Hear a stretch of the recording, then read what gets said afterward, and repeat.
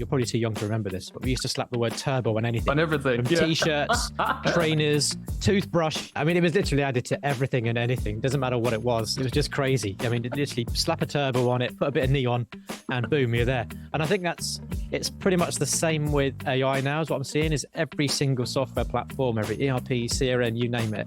Yeah. They're all just saying, oh, it's now got AI on it, so it's now whizzy and amazing, and hype it up and get more people on board. And to be honest with you, it's just like slapping a silly sticker on it called Turbo and saying it's a better product.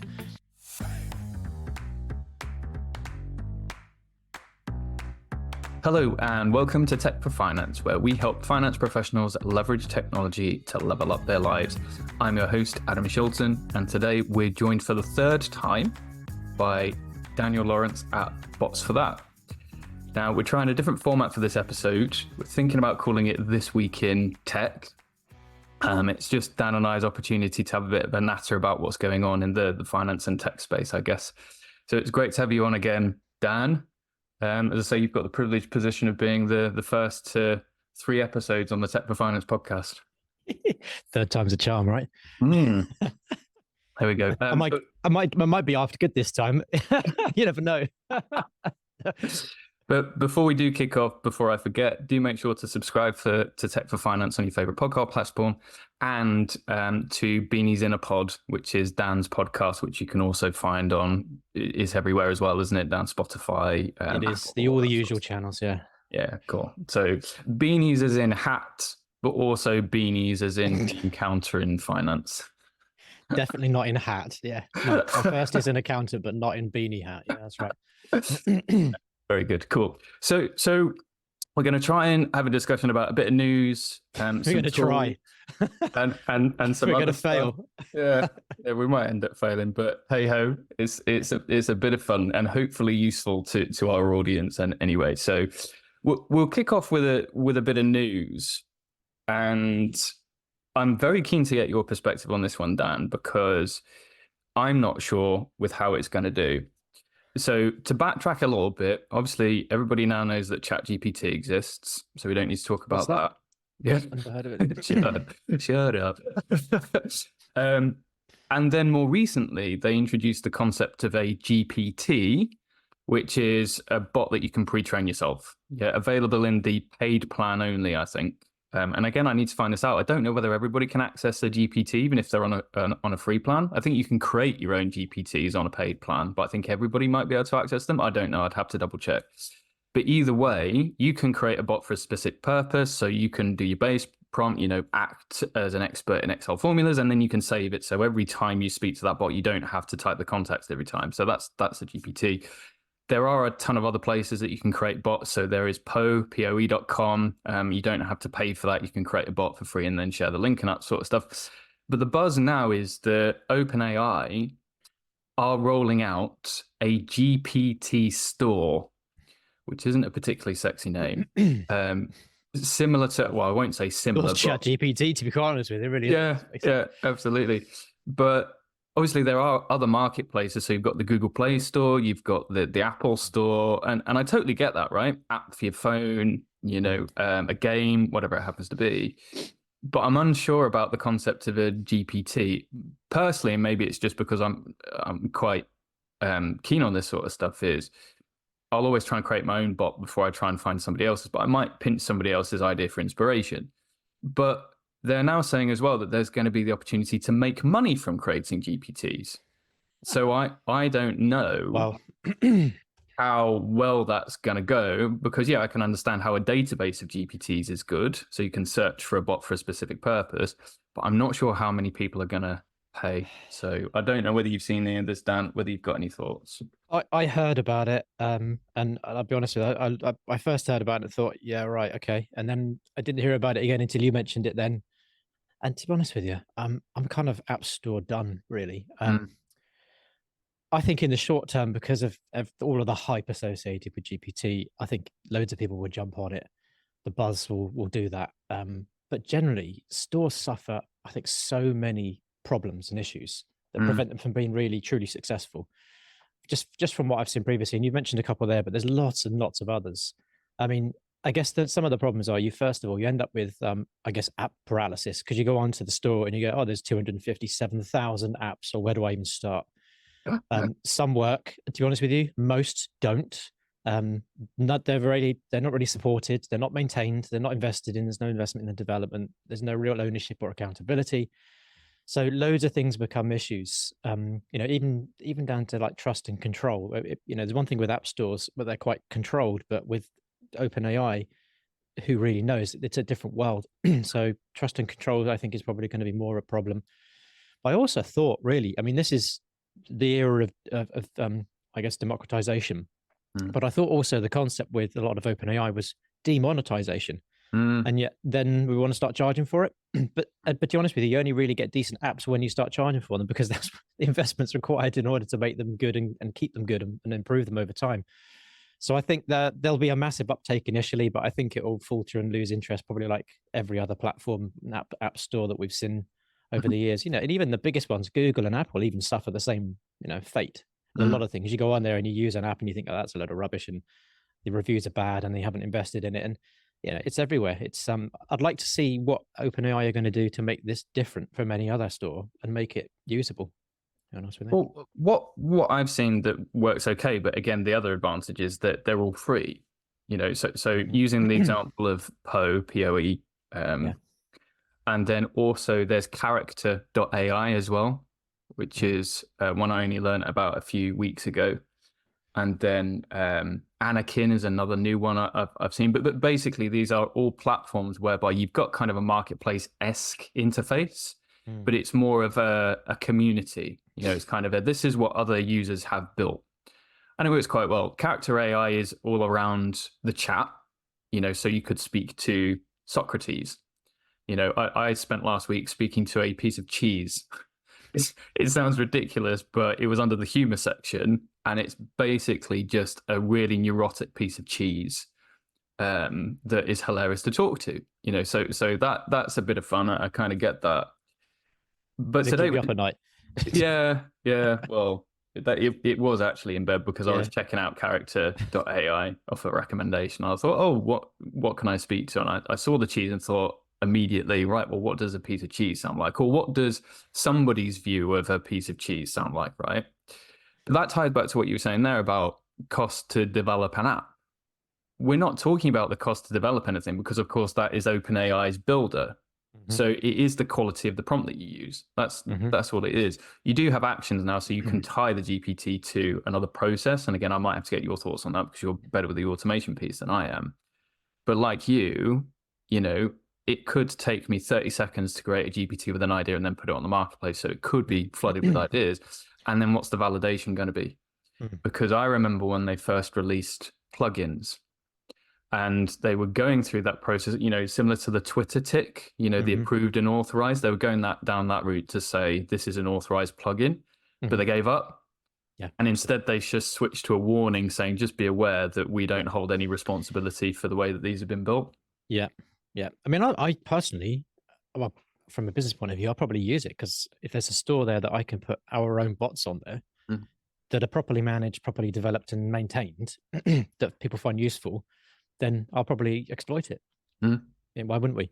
But and I think it's great for democratization. I think it's great for people to just do stuff for themselves, automate a bit of day-to-day desktop productivity. Brilliant. I think that's fantastic, and I think that's where it probably sits best. But time will tell. I'm watching this space. We'll do it when next time we do this one. We'll see how it's gone. See how it's found out. If it's released by then, I mean, they said rolling out this week, but but yeah, for anybody who wants to check it out. I mean, just Google OpenAI GPTs, and they've got a bit of a release page with some examples. So even if you don't have the pro version, you can still see the sort of stuff that they're thinking about. So, creative writing coach is one for improving writing. Laundry buddy, tech advisor.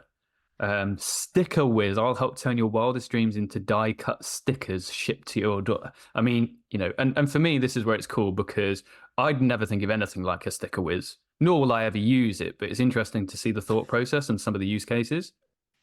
Yeah, but it is still very much a technology looking for a solution, isn't it? That's I think that's true. But from a finance perspective, I mean, it'd be interesting to see what sort of finance-esque apps come out. in the community, so Tech for Finance Slack community, I'll put it in the show notes. It's a relatively new thing. Had somebody post about ChatGPT for VAT, for VAT. I can't remember for the life of me what it was called, but that's obviously a finance use case. I don't know how good it is. Was it VAT GPT? Let's just have a look.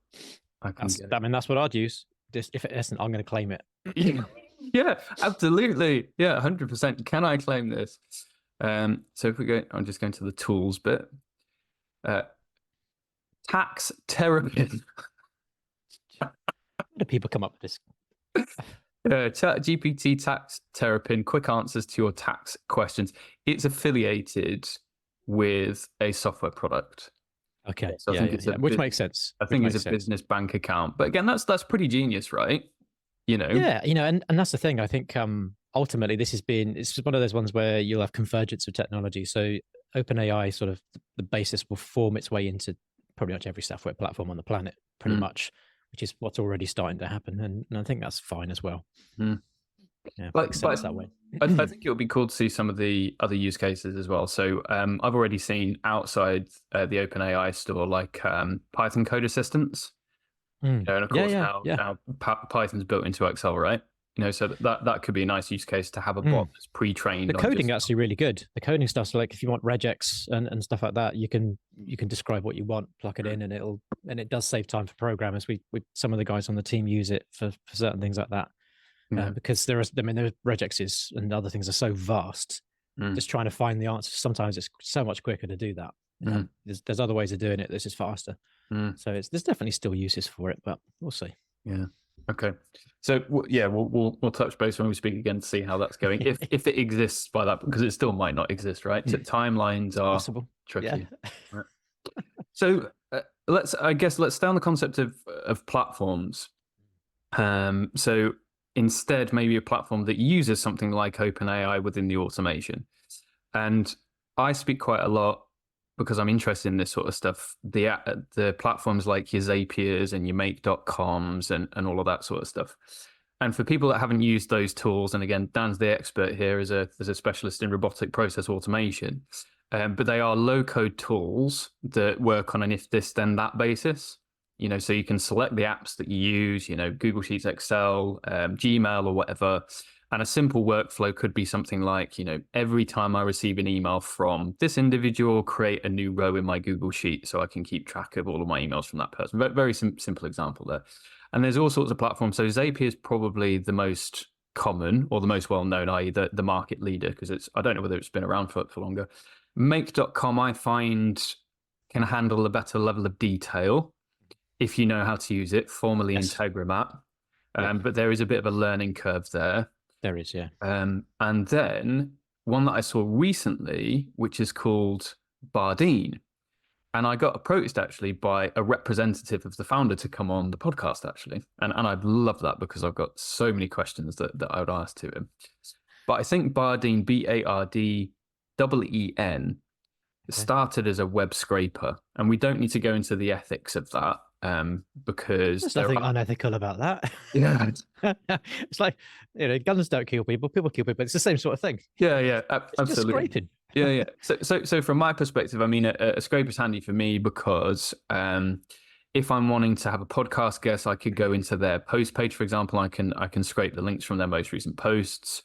Or if I'm doing a bit of research, I can scrape the results from a Google News feed or whatever it happens to be. So you can train the scraper to go, it's a browser plugin essentially, and you just click scrape and then you pick on the fields that you want it to capture. And then instead of having to copy and paste, it just drops them all into a spreadsheet for you.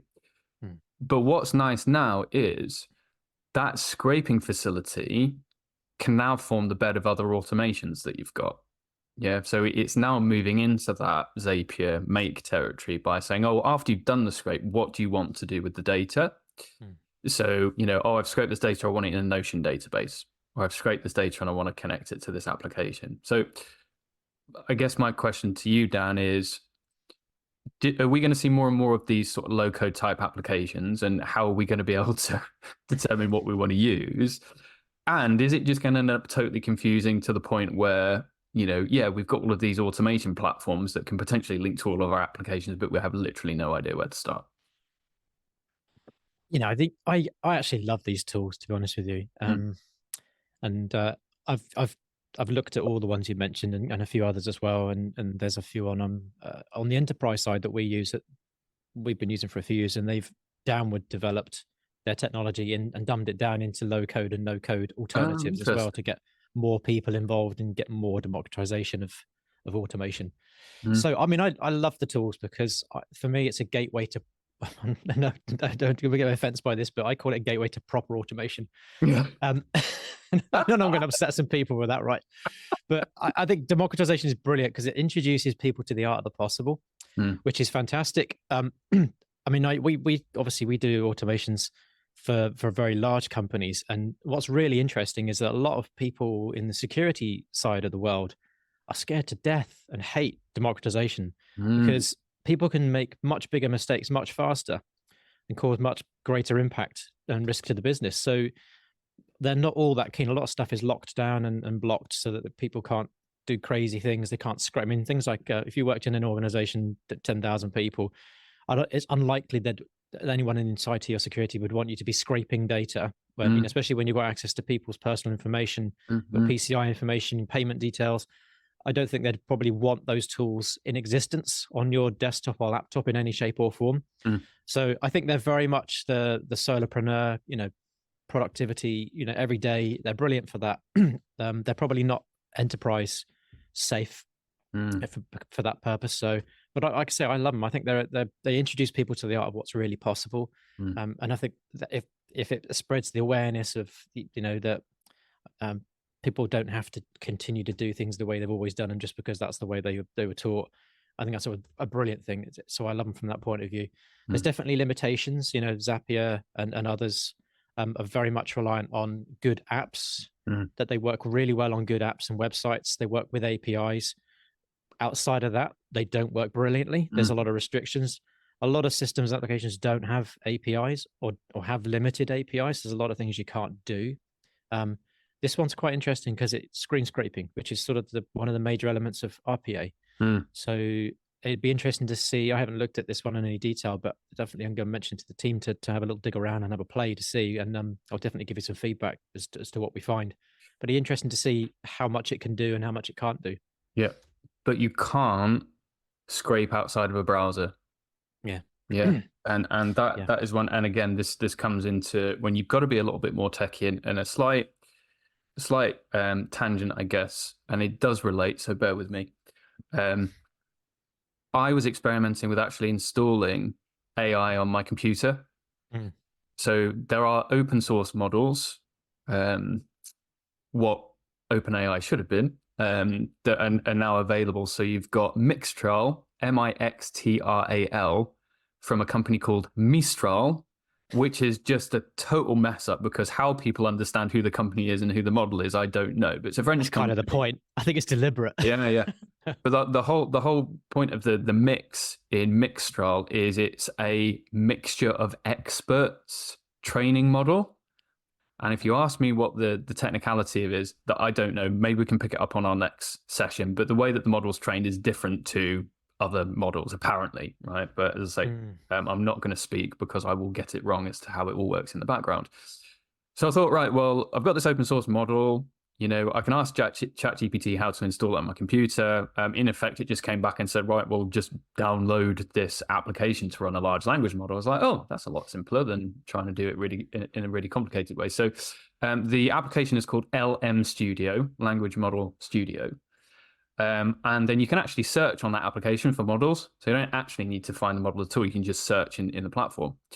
And I downloaded it and I tried, and I suppose it was a reasonably complex prompt, but it took 30 minutes to create one line of the response. Ooh. And that was just the intro to the response to say, sure, I'm happy to help you. Yeah. And I think it's hardware limitation, but this is quite a speedy computer, 16 gig RAM, it's got all of the whizzy stuff. I had it custom built for me by a specialist company. But it doesn't have a dedicated GPU. And that was some of the feedback when I was doing the research to said that, you know, when you're dealing with that level of data, then it's sometimes better to have a separate GPU. So that's going to be my next step. But the reason for that is if you've got a language model installed on your machine, that kind of gets around some of the security bits, providing that you're happy with having a large language model on your machine, providing it doesn't get itself anywhere else, I guess. But we're now in the territory of, right, well, can I have a virtual assistant on my machine that I can't just talk to, but can also help me actually create files and do stuff locally on my machine instead of online? And that's the biggest limitation of some of these tools, as you've mentioned, is if I do have a file server that I access, or even just a local document drive on my machine, and I try and say, right, we'll go to this file folder and copy these documents into this location, you're not going to be able to do that with an online low-code tool. In the same way, at the moment, it's pretty difficult to install a large language model locally, right? So, yeah, have a look at Bardine. Give me a bit of feedback. Yeah, one of the things we did many years ago, I'm talking must be 4 years ago now, is that we took the 3 leading RPA products and we went head to head with them. So we went all 3 and we built the same automation using all 3 to compare and contrast them. And the market leader now was the one that won. The other 2, actually, the second in the market actually finished last place, just for silly reasons as well, to be honest with you, because it took 3 hours to even download the product. So we even took it from point of view, if you're a new user, go to the website, download it, and it took 3 hours to even get to the place where you could actually even start building the automation. Whereas the others were, you know, almost instantaneous. It was cloud and it was done and you were there. But the market leader then that won is the market leader now, and it's one of the technologies that we use the most still. So we could do. It'd be interesting for us to do the same thing with three you know technologies or 3 tools that you pick now. We'll build a common tech for finance kind of automation, you know, something in Excel or you know, one of the other CRMs or ERP systems or something like that, and see how they can build the same thing and see how it goes and compare and contrast and report back on it. Yeah. And the other thing that I think is interesting, and I still think it is a bit early, but with all of these platforms now, you can either use AI to build the workflow for you. Yeah, so you can say, I want to connect these applications to produce this output, and it will try and at least put the steps together for you. You can now do that in Power Automate, because they've got Copilot in Power Automate now, which is pretty cool. But aside using AI to actually create the base workflow for you, you can build AI into the workflow. And I did a post a while ago that actually took my emails, got AI to summarize them, and then put it in a Google Sheet, which actually was a really silly thing to do, because you don't glean the content of the email from a summary. No. Yeah, and you've still got to click into the email from the link to get back to the content. So you might as well just have an email folder that you go into. So as I say, you know, I was solving for something that didn't need to be solved. But either way, it was an interesting process. But that took the OpenAI GPT 3.5 because I'm cheap. And it did a load of stuff based on a big batch of emails that I put into a folder so that I could isolate the emails that I wanted it to summarize. And maybe it's just because of the way that I set up the prompts, and somebody else will have a go at me, you know, to say, oh, you just went about it in the wrong way. But it's the variance in the response. Yeah. So because it's a large language model and it's not a precise, you will produce this output, there was quite a wide variance in one response to the other. So that I think is going to continue to be a difficulty. And we've experimented because we were sold and told the idea of the technology we use, AI's been incorporated into it now, and you'll be able to use AI to actually build the bot. And you can, but you can build a robot. You can get a robot to build you, a car. And in the early days when they got a robot to build a car, you wouldn't want to drive it because it was a mess. Put things together in the wrong places, wrong parts, pits missing. And we found the same thing with most AI now that claims it can generate a bot. You can, when you look at it, it might take 60 seconds to run a process. But then when we get our hands on it and build it the way it should be, it might only take half a second to run. That might not seem a lot, but 55 point something seconds per transaction. If you're doing 20,000 transactions a day, it's a bloody long time. That adds up. It's really inefficient, really ineffective. So it's the same with people. If you don't really know what you're doing, anyone can build a bot and any AI can build a bot. Mm. but they can build it for generally really badly. And if you want things to run at optimal speed, especially when you're paying for run times or capacity for licenses, Mm. you need it to be absolutely optimal. And we find a lot of time, I mean, we've never seen yet that AI build a bot that does it better Mm. than a person still. So there are still some things that we're good for, fortunately. But it's like you can build lots of things, but take a simple process where you repeat something. AI will build it in a very linear way. We'll cut out 30% of the repetition in the movements and do it in a horizontal linear fashion. So there's lots to be said for it, but there's a long way to go still, I think. And I know the curve is exponential and it increase, but we look at it every year and it hasn't really, in 3 years we've still looked at it and it hasn't really moved on. No. And we see that in process mining, task capture, task mining. We see it in loads of things, and it's not moving on at the pace we expected it to. To be honest with you, really quite surprised. I think if people were looking for a skill to really focus on, and again, this is just my view, is that critical / alternative thinking piece. Because what you've got to remember with, at least at the moment, the AI models, they are trained on stuff that already exists. So they are always looking for the most common response to a question. Yeah. We've talked about it before. Same as predictive text back in the day. How am I going to finish this sentence? This is what AI is doing now, just on steroids, right? Because you've got a lot more data and a lot more potential variations in the output. But it's still calling from something that has already been. Yes. So I think whether you're building a company, whether you're developing an app, or whether you're, trying to update process or think differently as part of your finance team, you need a means of thinking differently. You do. Yeah. Like AI is not going to say, why would you do the process that way? Why don't you eliminate that? It's never going to ask that. Certainly not the pace that we've seen it develop at. It's not going to be asking that. It also doesn't, like you said, a lot of processes we automate, people come to us and say, there's this thing we really need to do. We just haven't got the resource. So there isn't an existing process to map onto. So you have to build something from scratch. And that doesn't work either. So there's still a lot of blanks. And like I say, I think our expectations need to sort of be a bit lower of it. I think everyone's thought this is the second coming and it's going to change the world, and in a lot of ways it hasn't. In a lot of ways it has, but it's our expectations probably are starting to level out, I'd say, probably for this kind of technology now, which is a good thing. Oh, what was it? What did I see? It's like that. Oh, I was at a conference. It was like a curve that had a really big spike. And you might know the name of it, but it's maybe like a hype cycle. Am I thinking correctly about that? Oh, I think I know the one you mean. Yeah, I think it's called like the AI or generative AI hype cycle. I think Gartner or one of the big consulting firms did it. Yeah. But a hype cycle is basically just a curve that says this is a point where a technology reaches top hype. And then it drops off, because as people get over the hype, people then start realizing actually, this maybe isn't applicable to what we thought it was applicable for. So it's basically a big old curve and then a big old slope afterwards. And we're kind of in that slope to the point where it's leveling out a little bit.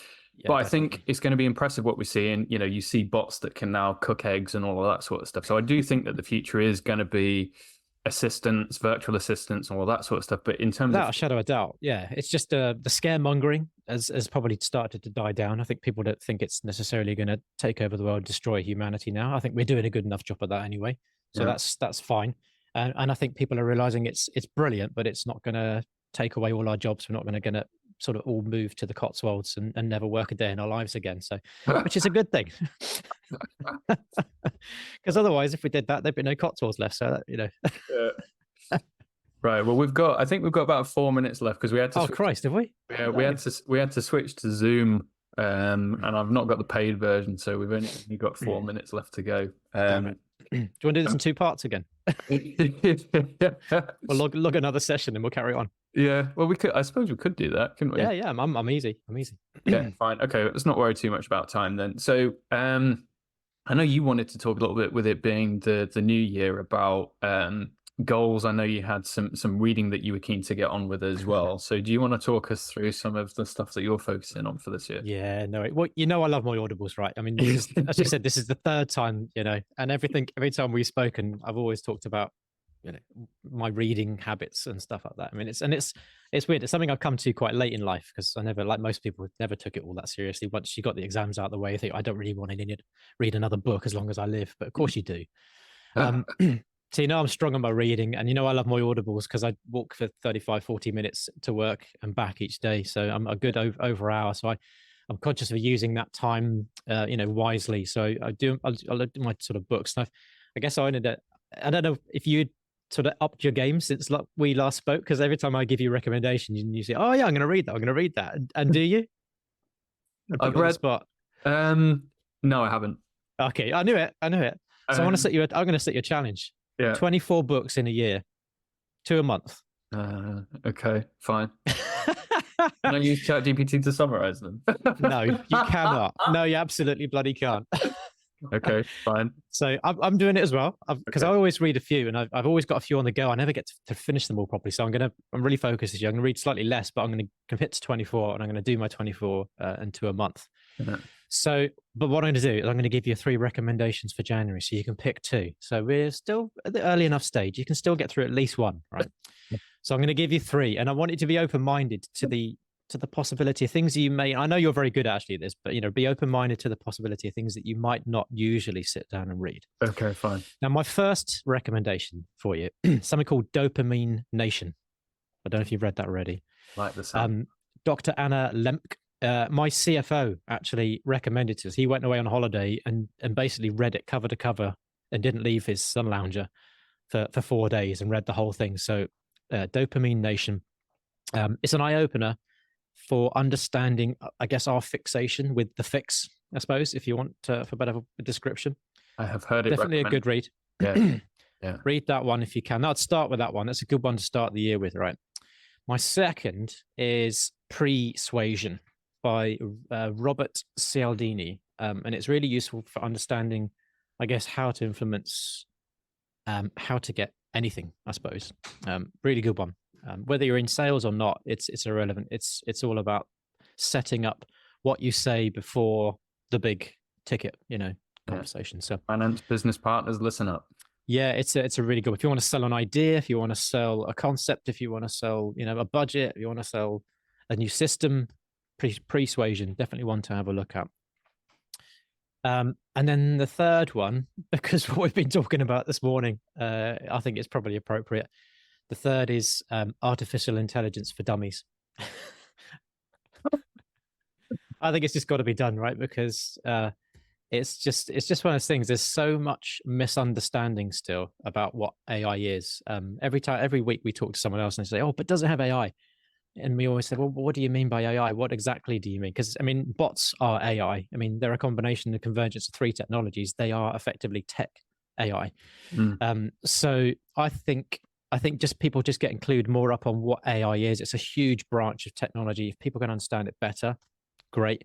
It's a bit like what we're seeing now. It's a bit like the 80s. We used to slap turbo. You're probably too young to remember this, but we used to slap the word turbo on anything. On everything. From T-shirts, trainers, toothbrush. It was literally added to everything and anything. Doesn't matter what it was. Like it made a difference, And I think there was more things on things that weren't cars than there were actually cars with turbo on. It was just crazy. Literally slap a turbo on it, put a bit of neon, and boom, you're there. And I think it's pretty much the same with AI now. Is what I'm seeing is every single software platform, every ERP, CRM, you name it, they're all just saying, "Oh, it's now got AI on it, so it's now whizzy and amazing, and hype it up and get more people on board." And to be honest with you, it's just like slapping a silly sticker on it called turbo and saying it's a better product.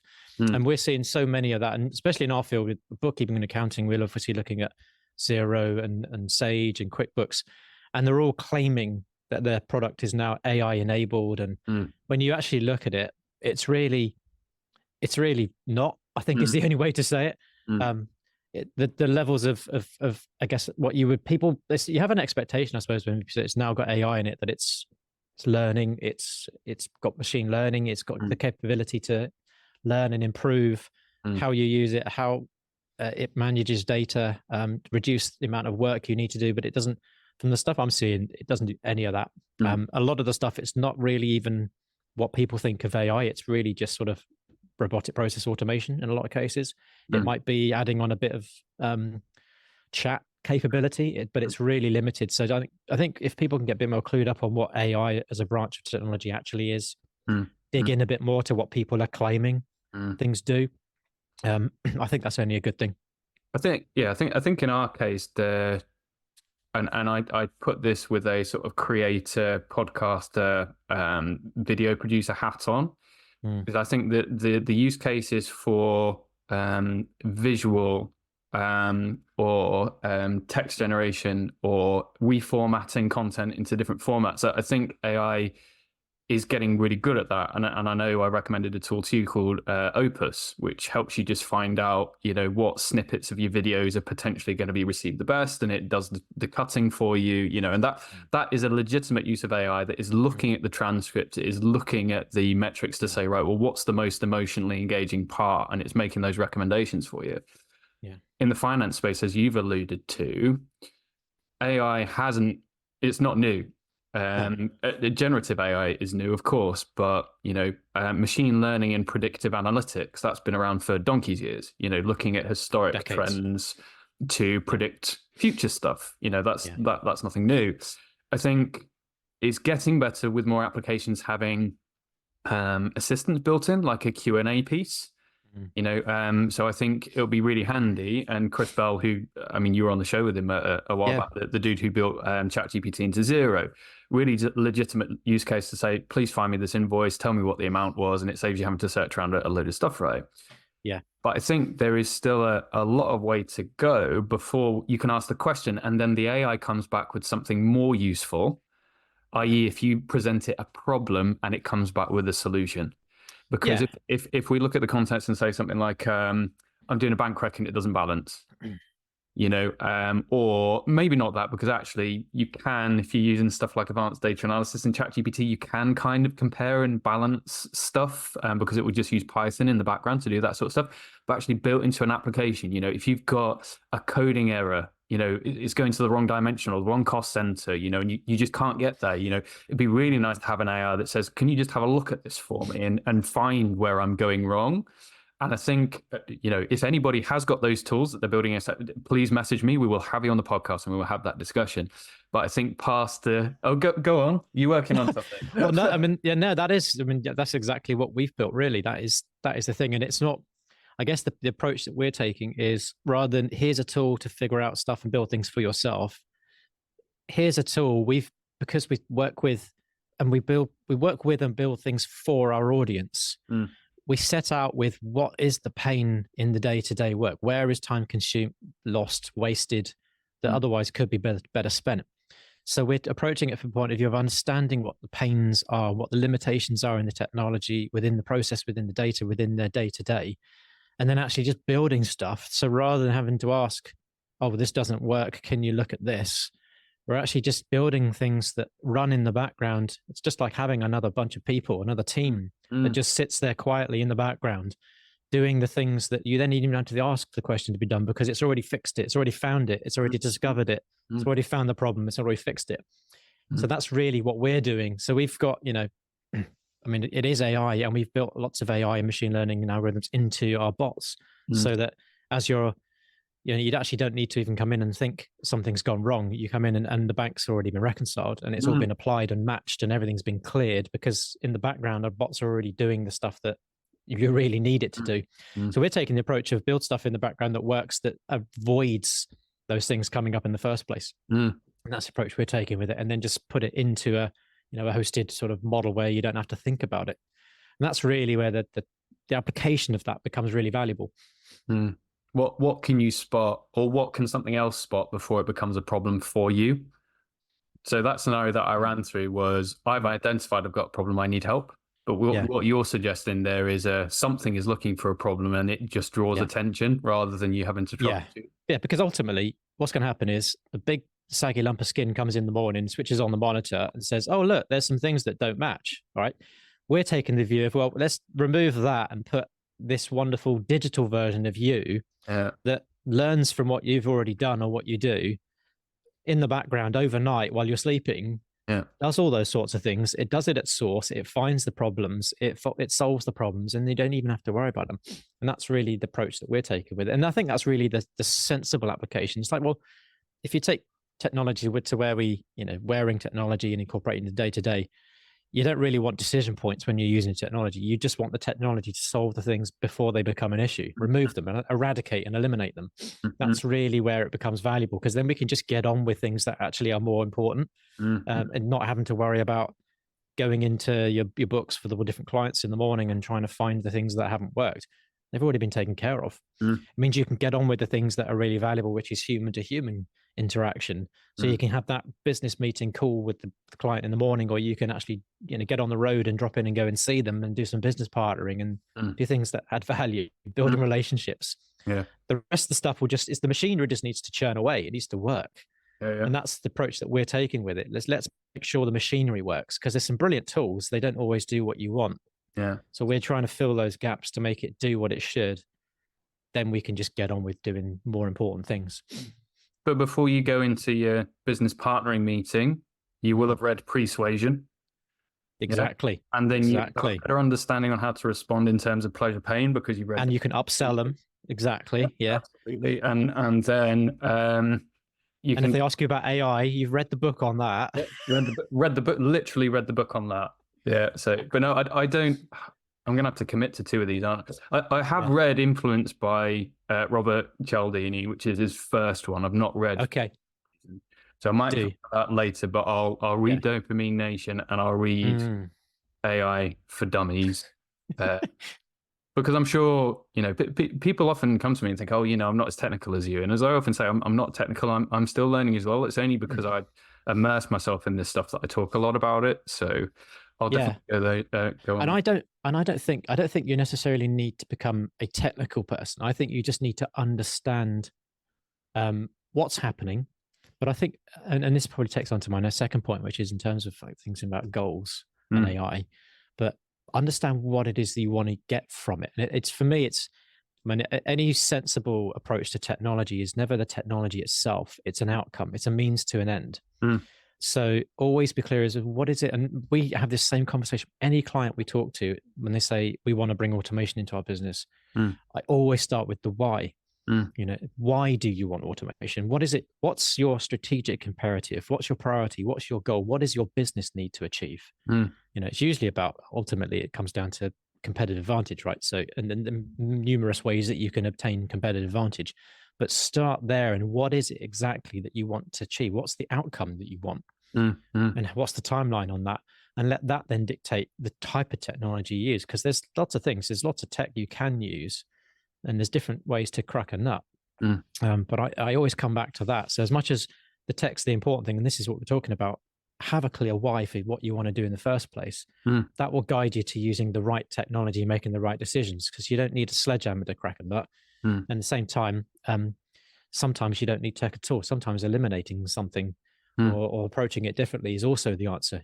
We spoke previously about my eliminate, simplify, standardize, then automate approach, right? Something that AI won't necessarily tell you when you put the question to ChatGPT. So that's I think that's probably, for me, the important thing with any tech is always start with a clear why. And I think if you do that, the rest of it becomes a lot easier. Yeah, and I totally agree. The only thing that I'd add to that, as I say, not change anything, but the only thing that I'd add is had a recent conversation with Nicolas Boucher, who's obviously quite hot on AI in finance, right? And what he's very good at is not just the why, but the how. So he uses the example when he was working with one of his team. He had a load of data to tidy up, because if he would just to send it to the team in the current format, it just wouldn't have made any sense. So they said, we can sort it, but it's probably going to take a while. And he's like, well, I don't really have time. So he broke it down step by step, and he said, right, well, to begin, if I was to do this myself using ChatGPT, what would be the first step in that process? So what do I need to learn, or what do I need to install, or what do I need to do to get off the ground? And then he just followed the steps through. And that points back to the skill that we were talking about earlier, which is that critical thinking and an alternative way of thinking is as well as having an idea of where you want to get to and what that goal is or what the objective is, being able to break those steps down, even if you don't do it yourself, just to provide that, these are the different steps of the ladder to get to the end result. I think that's going to be a valuable skill as well. It is. And all the reason to use more things like the bot so that you're actually not consuming cognitive power on SHIT, right? You need to save that for things that are actually valuable, like critical thinking and evaluating. That's the important thing, is to not wasting it. We've only got so many hours in the day where this thing's grey matter's churning away. Don't waste it on stuff that isn't really going to add value. I've coming back to books. I've been reading, and I'm rereading it. I've read it before. I think it's called Daily Rituals. Okay. And the author, the name always escapes me, and I'll put it in the show notes if I remember to. But it is short snippets of the daily routines of like megastars, throughout all of time. So you've got composers in there, Beethoven, Strauss. You've got authors in there. You've got philosophers. You've got political figures and all of that sort of stuff. And one of the common threads across all of those is either they were hyped up on amphetamines or Possibly. astronomical. No, because it actually says in the accounts, this individual woke up, took 20 tablets, washed down with coffee because it's the only way that they could get the output that they wanted to. So that's one extreme end of the spectrum. The other end was the short amounts of focused work. So a lot of them would either do something like 3 hours in the morning, long lunch, 3 hours in the afternoon or evening, and then just stick to that, or they just do a morning or an afternoon. So they say, I work from 9 till 1, and then I don't work again until the next day, building in enough time to reset. And I found it interesting that the ones that want to go all out are having to rely on something else, whether it be feed or stimulation. Yeah. The ones that gear themselves up for longevity are the ones that live the longest, but then also produce more output over time. Are the ones that focus on what can I comfortably do every day. That I'm going to be able to do every day of my life until the day that I die. No, and definitely. That's saving brain space, as you say. It is. And I think it's also, goal theory comes into a lot of that as well, as much as you set your goals and, it's appropriate. We're in January, New Year's resolutions typically. Go on then. But I'll ask you actually, because there's one thing I first read about this. I don't think it actually originated in this book, but I read something in this book called Scale at Speed. And it says, set your big, hairy, audacious goal, BHAG, bag. So I was going to ask you actually, have you got a big, hairy, audacious goal for this year? The honest answer is no. That's not like you. Because I've always been really bad at setting goals. I've been good at focusing on what I think is the right thing to focus on, but I've struggled to put the numbers together, and I need to get better at this because I'm part of a community of other creators, and they all start the year by saying, this is how many hundreds of thousands of subscribers I'm going to find this year in my newsletter, and I was like, what? No. But it's good to have like that vision of what the future could look like because it keeps you on your toes. But I do need to get better at it. And actually, even though that Scale at Speed book is about trying to scale an organization to achieve a specific goal within 3 years, it's the sort of 2y3x factor. Actually, it's the concept and the framework is useful for anybody doing anything, because it's about what is it ultimately you want to get to, and then breaking that down into manageable quarters over sensible drivers. From a business point of view, it's like customer, supplier, technology, processes, and so on. But in your case, it would be very similar, but you can adapt it. And it's just a framework. It's another way to approach how to get to a certain point in time when you're, within a certain timeline. So I think I'd probably even recommend that for anyone as well, just to make sense of, I want to achieve something. I've got a defined timeline. How am I going to get there? It's a nice structured way to break down what you're trying to get to. You're giving me another book to read. Okay, fine. Yeah, sorry, I didn't intend to come in before, but yes, Scale at Speed is a good one to use. Like I say, it's written with a certain intention around, to grow and scale the business. But the concept is, and it's very easy to consume. It's an easy book to read, so you can take the concepts and apply it to anything, really. Yeah. I mean, if I were to think super hard, so it was a nice end to the year last year, and started very small. And actually, last year was only the full year that the podcast was released every month. Yeah. So Spotify starts saying, 999% growth, which is easy when you're starting from pretty much nothing, right? Actually, I think our first podcast was only I think it was September the year before. So actually, I only really had 3 months in 2022, I think, of podcasting. So that's good. So it'd be nice to see those sorts of numbers again this year, if we can do that. I think I'm trying to look at habits and I guess micro goals that could potentially add up to bigger goals. So one of the things that I've tasked myself with the podcast is asking better questions. Yeah. So what are the questions that I can ask that tease out an interesting perspective or something that somebody's probably not likely to have heard a million times? So that's one of them, because that's going to increase the quality of the content, and hopefully that then makes it more shareable. And it goes back to the Alex Hormozy, if you were to do something better, how would you go about doing it? And what would that mean in terms of virality, ability to share, and how well circulated your content is? So that's one. I think the other habit I'm going to try and get into is getting more feedback from my audience, because I haven't got a huge amount to date. Because when we look at tech for finance, there isn't really a product. We did a guide, but it's immediately out of date given the way that sort of technology's progressed over time. So the only product, as it were, is the podcast and the newsletter. I don't really know what the main problem I am solving for my audience is. So I think I need to take a step back sometimes and say, right, well, continue finding really valuable guests on the podcast and still delivering valuable insights through the newsletter, but then try and go through iterations of, right, well, what are the most value pieces of that, and kind of do an 80-20 piece until the point that I arrive at, right, well, this is what I'm known for. Because I'm known for a couple of things at the moment, I guess, in our small niche world of tech and finance. But it'd be nice to actually make sure that I am always focused on what's valuable as opposed to what I'm guessing at is valuable.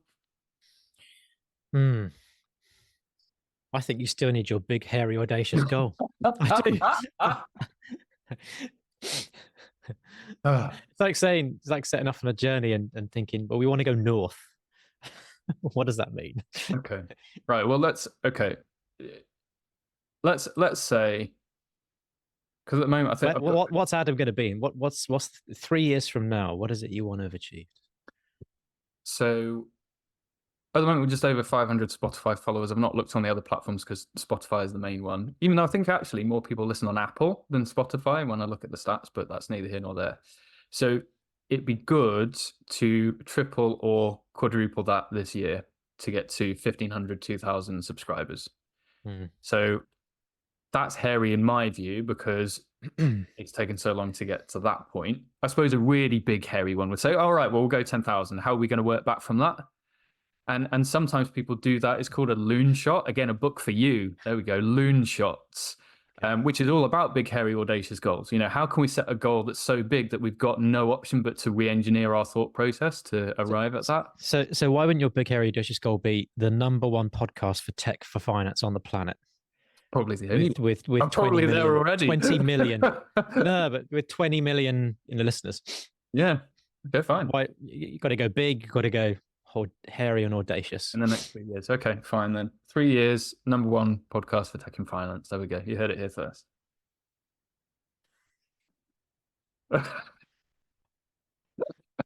Or maybe it's just tech. Yeah. Because all the tech you use and you talked about, it's not just for finance, right? It's actually for pretty much anything. Yeah.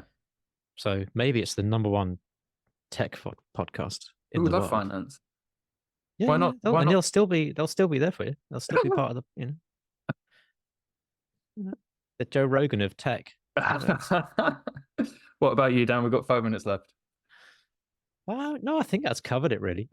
My goal is never changed. It's still the business. It's still the leading provider of automations built with and for bookkeeping and accounting. in the world, so that covers everything. Anyone who uses Zero, Intuit, Sage, QuickBooks, Clearview, any of those, but it's the number one provider. It's the leader in that space, and that's still our goal. So say that again. So the number one provider of robotic process automation for bookkeepers and accountants in the world. Yeah, that's pretty well defined. I'm going to have to better define mine when we speak again. And there's 3.7 million Zero subscribers in the world. There's, if you add them up and you go across all the top 3 to 5, platforms in the world that probably 90 to 98% of accountants are using, there's somewhere in the region of I think it's 25 million users. So, so I've worked out, our target accessible or addressable market is somewhere in the region of about $140 million worth. So that's my big, hairy, audacious goal. That's what we're going for. Okay, cool. Well, we're accountability partners now. There's no going back. Fine. All right, Dan. Well, absolute pleasure to have you on. Cool. Hopefully this has been useful to people. But in line with what I said previously, please give me some feedback. Yeah. If you like this format, please send me a message. Adam at Tech4Finance, spelled out, ADAM, at techforfinance.com. Give us some feedback. Subscribe to Beanies in a Pod as well. And then hopefully we'll see you again in a couple of weeks for another This Week in Tech. I look forward to it. Yeah, I look forward to it. I'm sure, it's a fast world, so there's so much is going to happen in 2 weeks. So much more to talk about. Absolutely. All right, we're talking about that GPT store then, won't we? Right. Yeah. Maybe. All right, mate. Have a good day. See you in a bit. Cool. You too. Take care. Bye. Bye.